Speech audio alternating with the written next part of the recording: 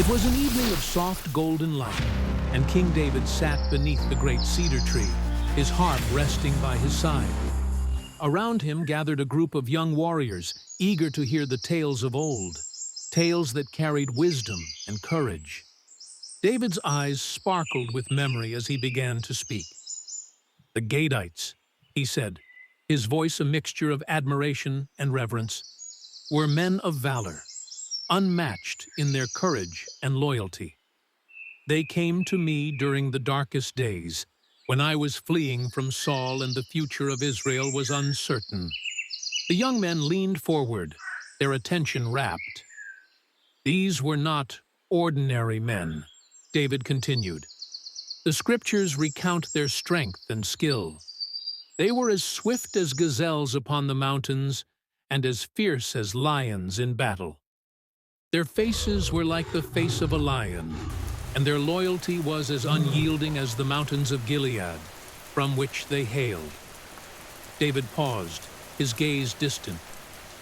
"I remember the night they came. It was cold, and fear whispered through the camp. My enemies sought my life, and trust was a fragile thing.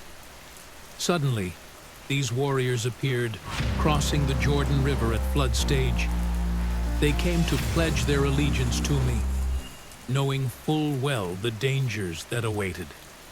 One of the young listeners asked, "Were you not afraid they might betray you, my lord?" David nodded. "Indeed, I was. In times of uncertainty, trust is the rarest of treasures. I spoke to them directly, asking if they came in peace or to deliver me into the hands of Saul. Their leader, Amasai, stood forth and spoke words that stirred my soul. 'We are yours, David. We are with you, son of Jesse. Success to you and success to those who help you, for your God helps you.' In that moment, I knew they were sent by God himself. Their loyalty was not to a man, but to the vision of a united Israel under the Lord's guidance." David's voice grew heavy with emotion. "The Gadites taught me a lesson I have carried all my life. True strength lies not in numbers or weapons, but in unwavering loyalty and faith. Their courage inspired my men and struck fear into the hearts of our enemies. They became a fortress around me, a testament to what unity and trust can achieve." The young warriors sat silent, absorbing the tale. Finally, one spoke. "What can we learn from them today, my lord? How can we be like the Gadites?" David smiled. "In our world, bravery is often confused with recklessness, and loyalty is traded for convenience. But the Gadites remind us that true courage is standing firm in what is right, even when it is dangerous. In our families, our friendships, our communities, let us be loyal. Let us support each other in truth and righteousness.